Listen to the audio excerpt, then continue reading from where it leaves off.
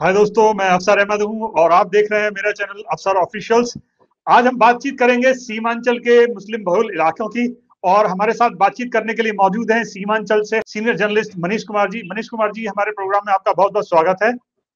धन्यवाद। बहुत बहुत धन्यवाद आपका भी। मनीष जी, मैं आपसे समझना चाहता हूं कि पूरी जो पॉलिटिक्स है उसमें पूरे इलेक्शन के दौरान एक बड़ा फोकस जो है खासतौर से एनडीए में बीजेपी का, वो सीमांचल की तरफ से रहता है।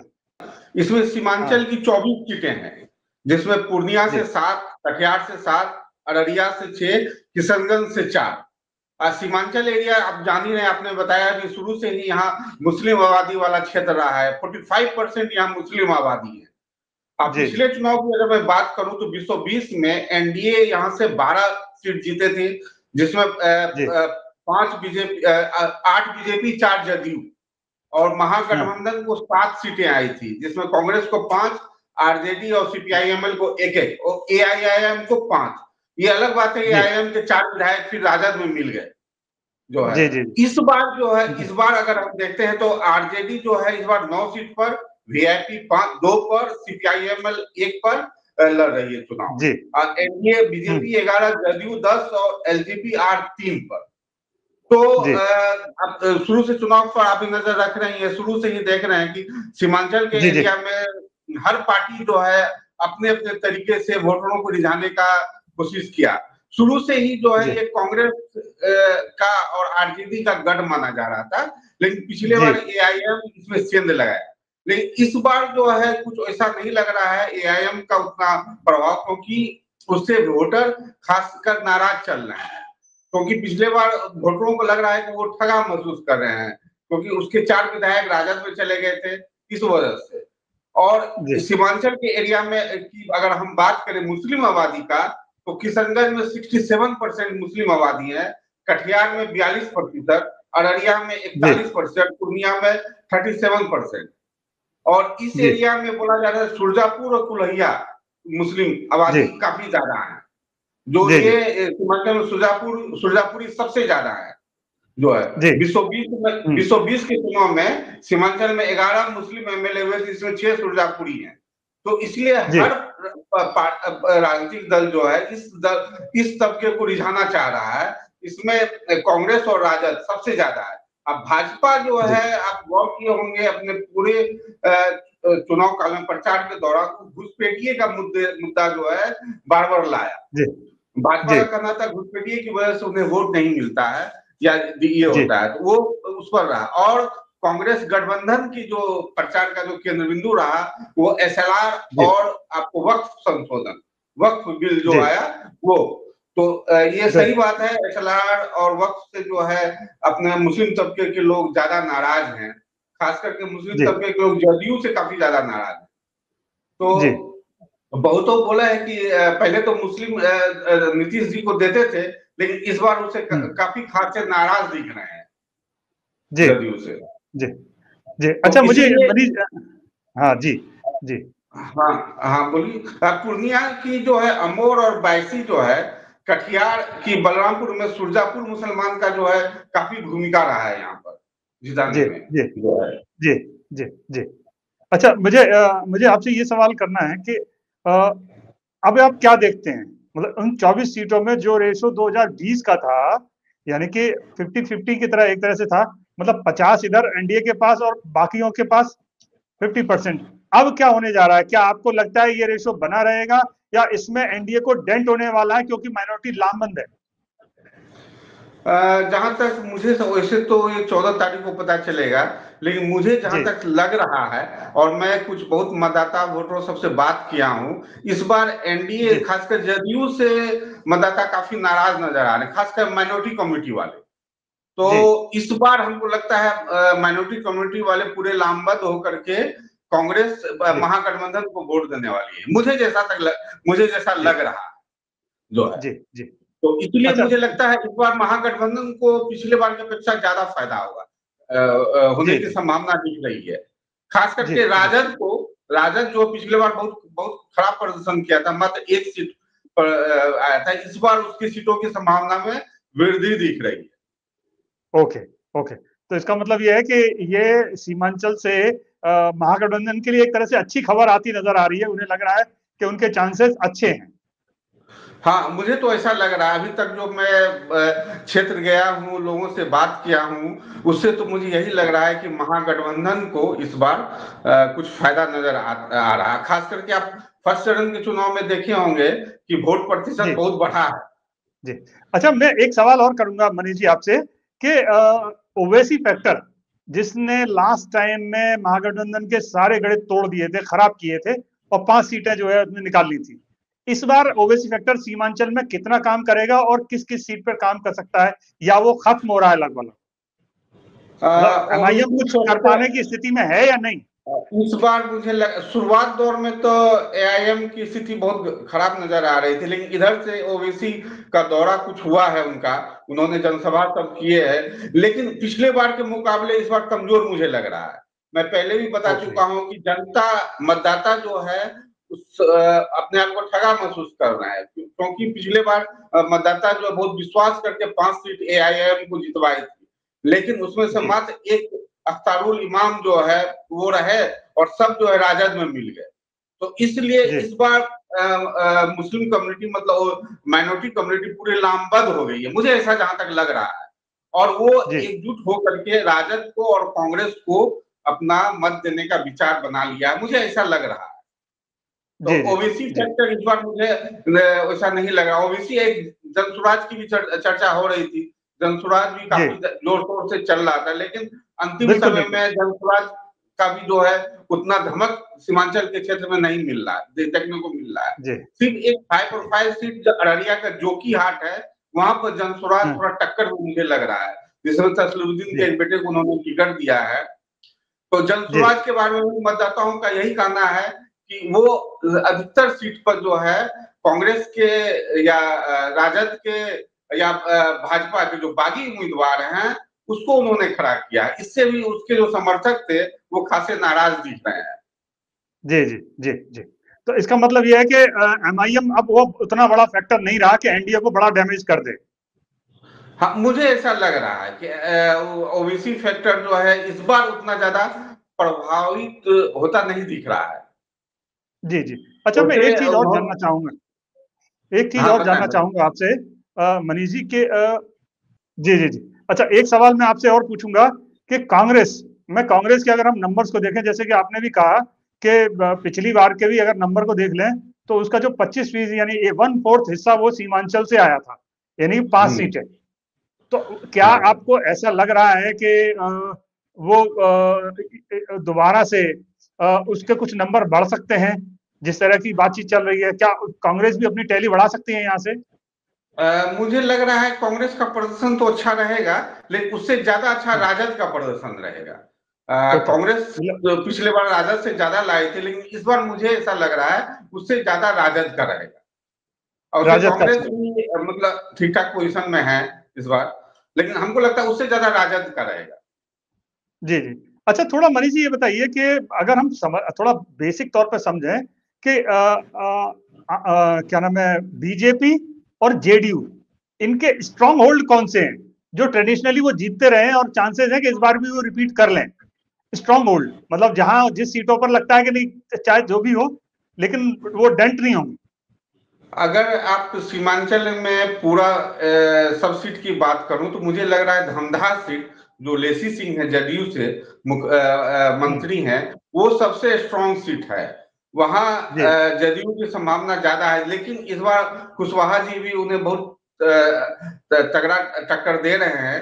लेकिन सबसे अच्छा लग हम्म, रहा है मुझे लेसी सिंह, फिर भी जदयू निकालने की संभावना ज्यादा है, क्योंकि वो लोगों जी में जी लोकप्रिय है, काम भी अच्छा जी की है। तो सबसे जी स्ट्रॉन्ग सीट मुझे जदयू का जी धमदाहा लग रहा है पूरे सीमांचल में। जी जी जी। अच्छा, एक सवाल मैं और पूछूंगा आपसे कि पप्पू यादव कितना बड़ा फैक्टर है? क्या वो इलेक्शन प्रभावित कर सकते हैं? या इलेक्शन प्रभावित का मतलब ये है कि उनकी मौजूदगी, उनकी सक्रियता और महागठबंधन खेमे में खासतौर से कांग्रेस के लिए जो उनकी कैंपेन है, क्या वो कोई सीट कन्वर्टर है, या वो सिर्फ एक ऐसे कहते हैं मीडिया में एक बज की तरह है, लेकिन ग्राउंड पर उनके होने ना होने से कोई फर्क नहीं पड़ेगा? देखिए पप्पू यादव जी थोड़ा फर्क तो पड़ेगा, इसमें कोई शक नहीं। जी लेकिन जैसा जितना वो बता रहे हैं, जितना ये है उतना उस तरह का नहीं होगा। लेकिन फिर भी वो सांसद हैं और इस एरिया के चर्चित चेहरा है, चर्चित सांसद भी है, पहले से लोकप्रिय नेता भी रहे हैं, लोगों में जाना आना जी जी रहता है उनका। तो जी असर जी उनका होगा, निश्चित रूप से उनके रहने से कांग्रेस को फायदा होगा।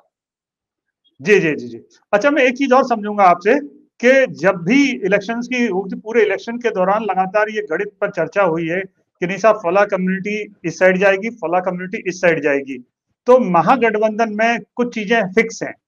जैसे यादव और माइनॉरिटी का फैक्टर जो है वो एक तरह से फिक्स फिक्स है कि नहीं सब इनकी मैक्सिमम पॉसिबिलिटी ये है कि वो इधर ही जाएंगे। लेकिन इसके अलावा आप क्या देखते हैं सीमांचल में वो कौन सी कम्युनिटी है जो जिसका शिफ्ट आपको नजर आता है कि नहीं नहीं ये थोड़ा शिफ्ट हो रहा है, और महागठबंधन में भी ये शिफ्ट देखने को मिलेगा? मुझे लग रहा है कि कुशवाहा जो पहले जदयू के रहते थे, इस बार हमको लगता है महागठबंधन की ओर जो है वो शिफ्ट होगा। कुशवाहा जाति जो है अच्छा, वो तो महागठबंधन बड़ी को खबर देगा। है। उसी तरह हाँ, पान और तांती समुदाय, तो इसका भी वोट जी जदयू को मिलता रहा है, वो भी इस बार जी महागठबंधन की ओर शिफ्ट होता दिख रहा है। वैसे असली जी परिणाम तो अब 14 तारीख को पता चलेगा, लेकिन लोगों जी से बात करने से, ये करने से कुछ लग रहा है कि वो लोग जो है महागठबंधन की ओर आकर्षित हो रहे हैं, इस बार देंगे वो, जी ऐसा लग रहा जी है। जी जी। अच्छा, मैं ये जानना चाह रहा हूँ आपसे कि पान और तांती समुदाय की मतलब क्या कितनी सीटों पर वो प्रभावी है? एक मतलब या उनकी आबादी ज्यादा है, दूसरा मल्ला कम्युनिटी कितनी मतलब सीटों पर मतलब जिनकी आबादी थोड़ी ज्यादा है, या परसेंटेज में कहें कि थोड़ा इफेक्टिव नजर आते हैं, कुछ आइडिया? हाँ, मल्लाह कम्युनिटी आपको धमदाहा रुपौली क्षेत्र में है, अच्छे खासे में। कटिहार जी कटिहार में भी जो है आपको मल्लाह जो है काफी अच्छा है। कटिहार में तो आपको जी कटिहार सदर जो है, सदर का सीट हाँ, वो आपको जी वीआईपी को ही मिला है, जहां से कटिहार जी सदर तारकिशोर प्रसाद जी हैं, आपको जो जी पूर्व उप मुख्यमंत्री रहे हैं, वो वीआईपी के हम्म, सौरभ अग्रवाल वो कड़ी टक्कर दे रहे हैं, वीआईपी के ही है ओके। वो। तो वहां जी भी मुझे लग रहा है, और सबसे बड़ी बात क्या है कि सौरभ अग्रवाल जी जो है बीजेपी जी एमएलसी अशोक अग्रवाल जी के पुत्र हैं, इसीलिए जी ये हाई प्रोफाइल सीट दिख रहा है यहाँ पर। यहाँ भी जी जो जी है बीजेपी कड़ी टक्कर देगा भाजपा को। Okay okay. तो तो मतलब ये ये आप क्षेत्र मतलब हाँ, में हाँ मतलब ये बताएं है कि बताएं। जो जो कम्युनिटी आपने बताई है, पान ताती कम्युनिटी और मल्ला कम्युनिटी, क्योंकि इनकी मतलब प्रेजेंस है, तो ये एक एड फैक्टर की तरह काम करने वाली है मतलब सीमांचल में भी महागठबंधन के लिए।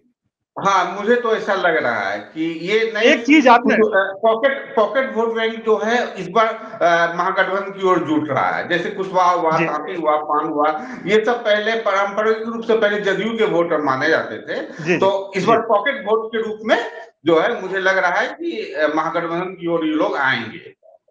मनीष जी, एक सवाल मैं आपसे कहूंगा कि इन दो कम्युनिटी के बारे में थोड़ा लोगों को क्लैरिटी है, पान ताती कम्युनिटी के बारे में और मल्ला कम्युनिटी के बारे में, लेकिन आपने एक नया नाम लिया कुशवा कम्युनिटी।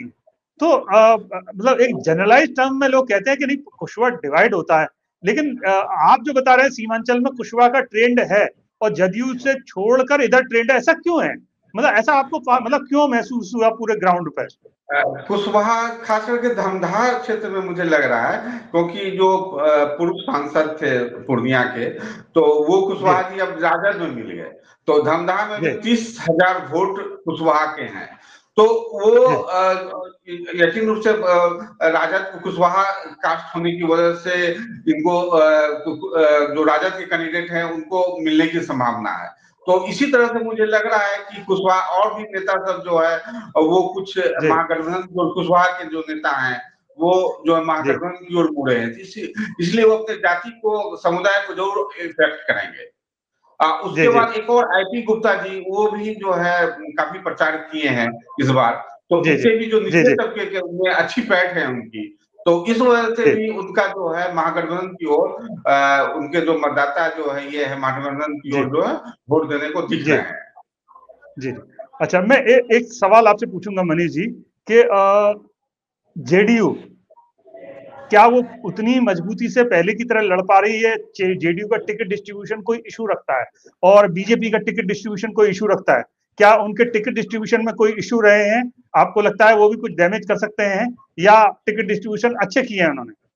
नहीं, कुछ कुछ जगह तो जदयू और भाजपा दोनों के जो है असंतुष्ट रहे हैं उनके पार्टी के, जिनको टिकट नहीं मिला है, तो वो निश्चित जी रूप से इन जी दोनों को जो है क्षति पहुंचाएंगे। लेकिन फिर भी जी जी भाजपा के जो है उसका पारंपरिक वोट जो है उसमें सेंध लगना मुझे मुश्किल लग रहा है। भाजपा के जो वोटर है वो देंगे उसको, लेकिन जदयू जी के जो है उनका कुछ टूटा है जो है। ओके बहुत जगह पर जो है जिनको सीट टिकट नहीं मिला वो बागी उम्मीदवार के रूप में खड़े हुए हैं, तो इसका असर जी तो जी जरूर पड़ेगा। जैसे मैंने पहले ही मनीष बताया आपको, कटिहार का सीट हुआ, फिर हम्म सीमांचल का और एरिया में भी कुछ जगह जी ऐसा हुआ है। फिर आपको सदर बहुत जगह पर ऐसा है जहां पर जो है जी जी उनके बागी उम्मीदवार जी खड़े हुए हैं हम्म जो है। जी कस्बा में भी जो है प्रदीप दास जो भाजपा के ही जो माने जाते हैं, काफी दिन से रहे थे, जी उन्होंने भी वो भी निर्दलीय के रूप में चुनाव लड़ रहे हैं। तो इस सब का जी असर कहीं कहीं पड़ेगा उन पार्टी पर जिसके बागी जी उम्मीदवार जो है चुनाव लड़ रहे हैं।